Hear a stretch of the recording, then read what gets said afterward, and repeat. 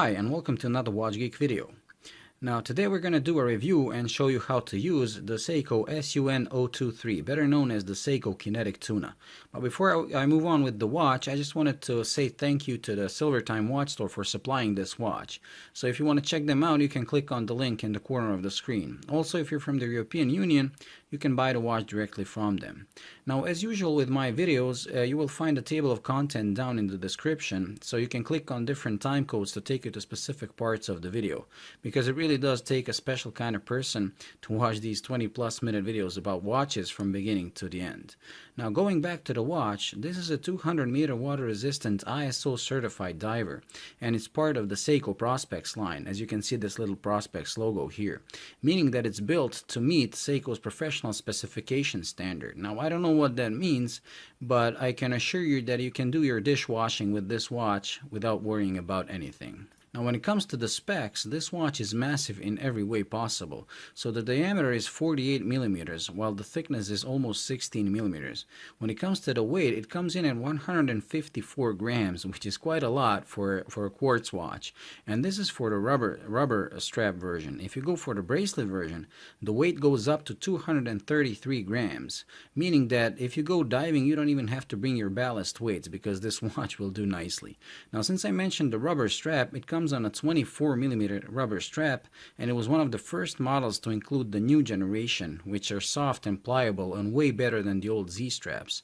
Unfortunately, Seiko left the length of the old Z straps on this one, so on a smaller wrist like mine, which is 6.7, you're going to have a huge piece sticking out. Now, the strap also comes with a nicely brushed and sized buckle and a keeper that has Seiko etched in it. Now, like I said, if you have a smaller wrist and you want to wear this watch, you're going to have to either cut this excess strap or get an aftermarket one. However, changing the straps is going to be easy since it does have drilled lugs. Now, if you opt for an aftermarket strap, at least I personally would go for the straight vented vintage style Seiko strap, because it will make the watch appear a bit smaller. And now we're just going to do a wrist shot to show you one more thing about this watch, so please bear with me while I take off mine. Okay, so here's the sticking part of the strap that I mentioned. However, this watch, although very huge, is actually pretty wearable on a small wrist because it has a pretty short lug-to-lug of 51.5. Now, I say short relative to its size, so as you can see, even on my wrist, which is 6.7, the lugs are not sticking out. Now, for me personally, this watch is still too large for me because I don't like when a watch takes so much of the area of my wrist. But if you have a small wrist and you like wearing bigger watches, you can wear this watch without looking ridiculous because you're not going to have anything sticking out. Now, this watch came in 3 regular versions and 2 special editions. So when it comes to the regular versions, you had this, the SUN023, then you had the monochromatic version that comes on the bracelet, the SUN019, then you have the yellow and black, the SUN021. And when it comes to the special versions, you had the one they made for the 50th anniversary of Seiko's first diver's watch, which was the SUN043, and it's white with gold accents. And then finally, naturally, you had a paddy edition, the SUN065. And this probably was about 5,000th paddy issued Seiko so far. Now, I personally love this version and the paddy version the most. Now, although paddies are becoming a bit annoying with each new release, one cannot argue that they really look good, and especially on the SUN. I mean, the paddy version really looks spectacular. Now, this version I love because of the color coding. Now, color coding is usually used on chronograph watches to help you differentiate between the hands that are showing the main time and those that are showing the chrono time, the chrono function. So now I'm going to put a picture of a well-executed color-coded chronograph. So as you can see over here, it's really easy to differentiate between which hands are used for the timekeeping and which are used for the chrono function. However, sometimes manufacturers, in their pursuit of design and, I don't know, good looks, are going to mess these things up. So now we're going to show you an example of a badly executed color coding, and it's the 3133 Strela, which is basically a Soviet version of the Omega Speedmaster because it was worn by the cosmonauts. And as you can see, they matched the seconds hand of the main time with the minutes hands of the chrono function, and also the seconds hand of the chrono function is matched to the minute and hour hands of the main time. So it's completely wrong. However, they did it to make the dial more symmetrical. Now when it comes to the SUN, at least this, the 023, they took the color coding to a completely different level. So as you can see, the hands are color matched to the designated markers on the dial. So as you can see, the GMT hand is blue to match the 24-hour ring on the dial. Also, the seconds hand and the hour hand are gray to match the chapter ring and the hour markers, which are gray. And then finally, you have the minute hand, which is orange to match the bezel writing, which is also orange. Now, usually GMT watches are going to have only two colors. So you're going to have one color to show you the main time and the other used for the GMT, like let's say the Rolex GMT Master. However, since this is a professional diver's watch and divers usually use the minute hand and the bezel to time their dive, Seiko decided to accentuate these even more, these two. So they colored these, the minute and the bezel orange. Now, even the choice of colors was not random, because this color is the same as the legendary Doxa divers watches. And the reasoning behind that is that Doxa did a research in the 1960s to determine which color is best used for divers watches. And they came to the conclusion that orange is the best visible color in murky waters, and also the last color that's still visible while going into the depths of ocean. So this is the reason why I love this, the 023, because the colors selected are actually purposeful. They're not just for the design's sake, but they actually serve a certain function. Now, like I said, this watch is named the Kinetic Tuna, and the Tuna name comes from the shrouded design. Now, the idea behind the shroud is that it takes all the beating while protecting the case underneath. So it's a bit like a Casio G-Shock, but unlike a G-Shock, this shroud is made of steel rather than rubber. And also, as you can see, the lugs are actually located on the shroud, meaning that the case is held by the shroud, not the other way around. So this shroud kind of acts like a chassis with the case attached to it with these 3 hex screws. The shroud is actually nicely finished, and as you can see, it has this radial brushing on these slopes, while the sides are while the sides have horizontal brushing on them, and the top is actually polished. Now, the shape of the shroud, as you can see, it has these slopes coming down from the beginning to the end, and it's kind of reminiscent of the 1970s Seiko helmet watches. So it really does look cool, and it also helps in keeping the watch short. And when I say short, like I said, it's relative to its size, because watches that are 48 usually have a lug-to-lug of 52, 54, or even 55, while this is 51.5. Now, the other cool thing about this shroud is that it has these cutouts so you can see the case underneath. And I love that Seiko decided to leave the case silver and polished so that it's in a contrast to the shroud and easily visible. And then we move on to the bezel. And as you can see, the bezel has these coin edge teeth that are highly polished. And then we come to the bezel insert, which is matte black with these orange markings. Now, the bezel action is really nice, and it's a 120 click bezel with a really smooth action that's almost inaudible when you're turning the bezel. Now I'm going to try to catch it on the camera, but I don't know if you're going to be able to hear it. It's also very precise and clicks right on the markers.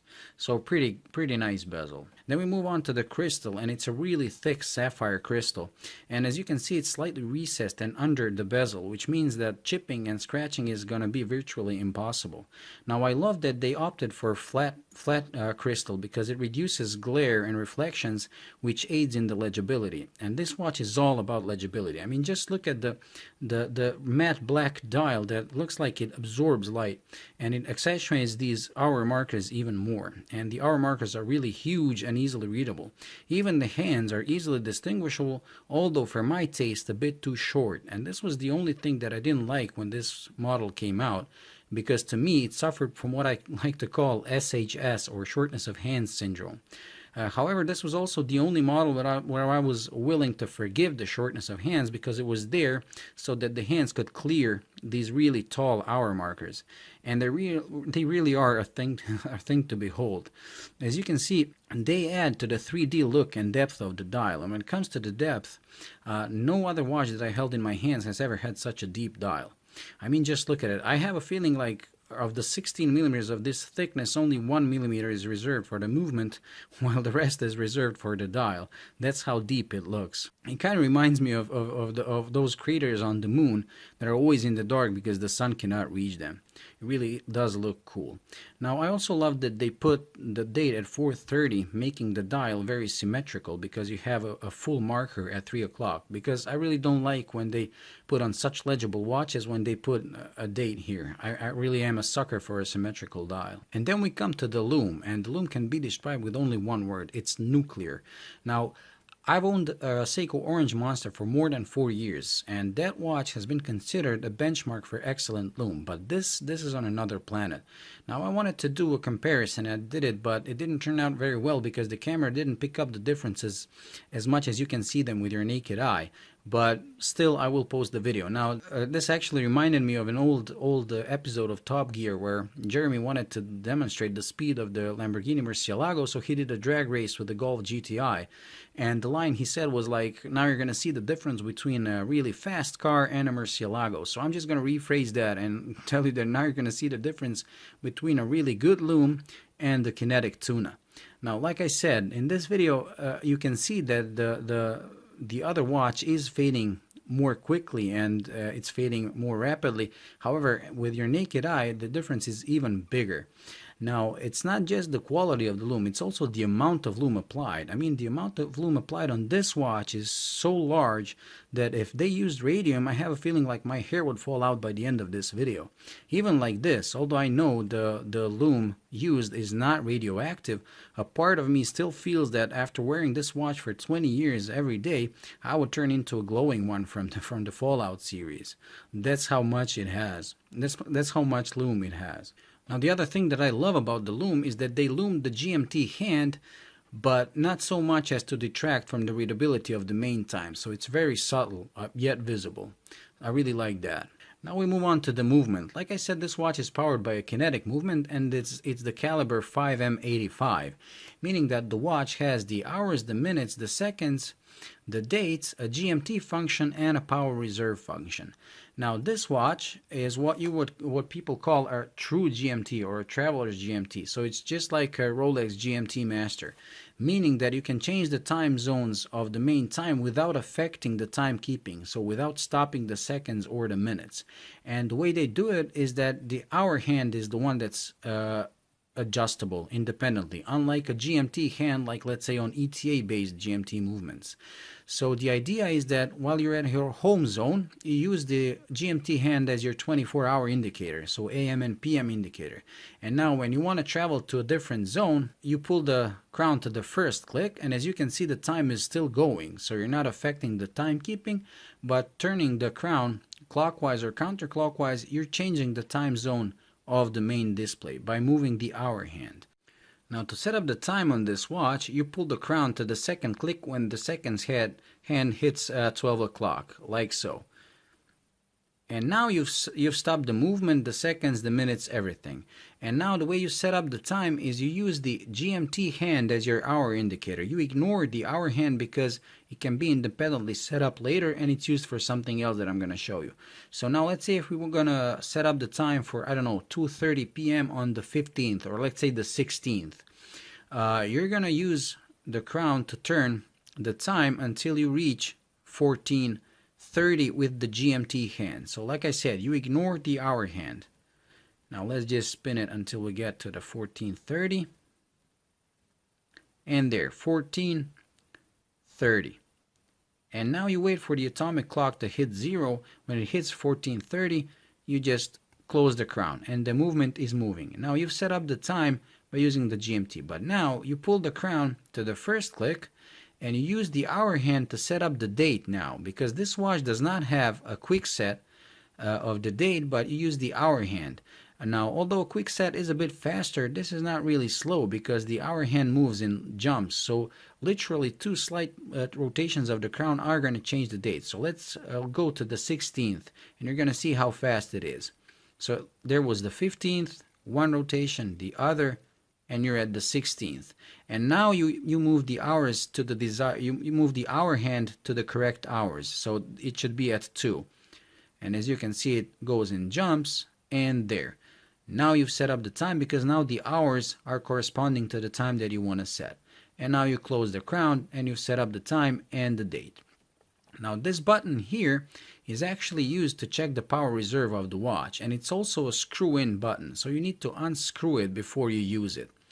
And the way the power reserve on this watch works is, first you have to know that it has a 6 month power reserve, and it has actually 4 power reserve levels.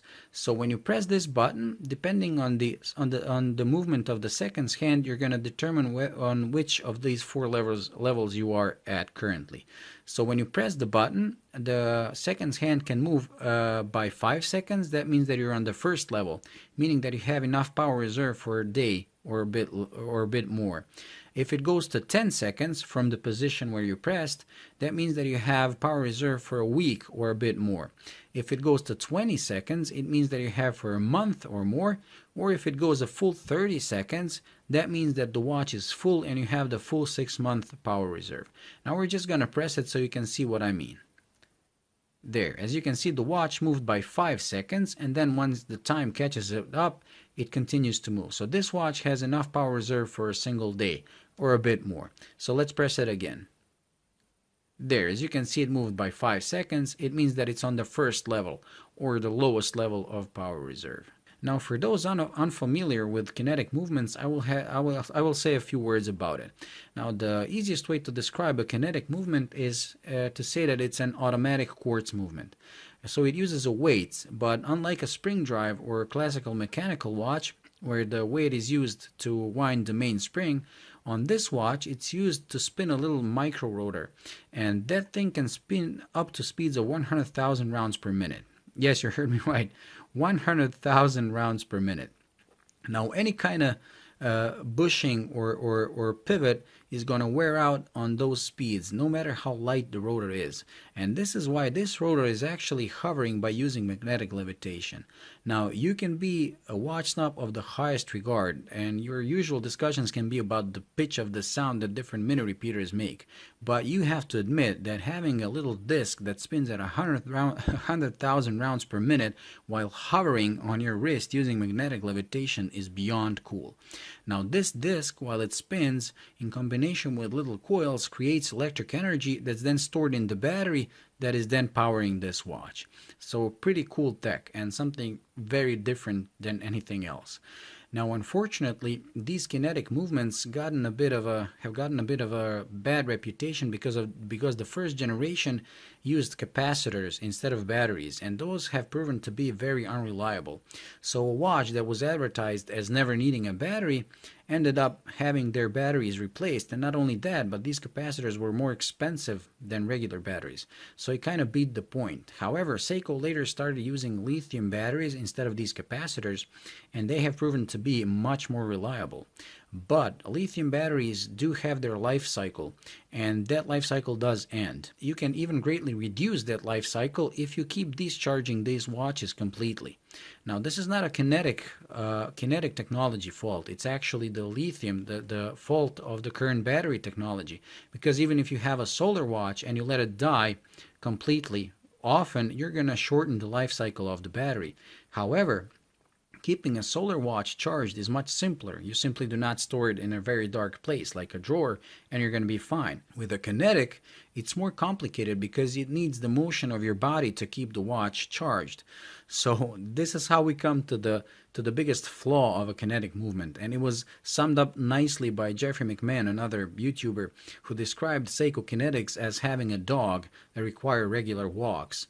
And he's right, although in his video he's a bit exaggerating by saying that you need to walk them daily. That's not true. I mean, this watch has a 6-month power reserve, meaning that if you take it out every 2 to 3 weeks and wear it for a couple of days, you should be able to keep the power reserve in the upper level and the watch should be okay. Now, if this is your only watch, you're not going to have this problem, nor are you going to even find out about this problem. However, if you're a watch collector and watch lover and you have more watches in your collection, you're going to have to include this in periodic rotations of every 2 to 3 weeks in order to keep it functioning normally. Now, this might sound like a bad thing, and in a way it is, but look at it from a bright side. It's like having a personal trainer telling you to get up every 2 to 3 weeks and do some activity, because you're gonna have to do activities while charging this. Now, I personally love kinetic technology. I love that it's so different and that Seiko stuck with it despite all odds and despite all technical difficulties. They kind of remind me of Mazda with their pursuit of the rotary engine, that also, despite all odds, they still keep producing. And this is why this watch and this movement deserves my respect. And one day I will own a kinetic, for sure. Just not this one, because this one is a bit too big for my wrist. Anyways, I hope you liked the video. If you did, please like and subscribe. And until the next video, bye.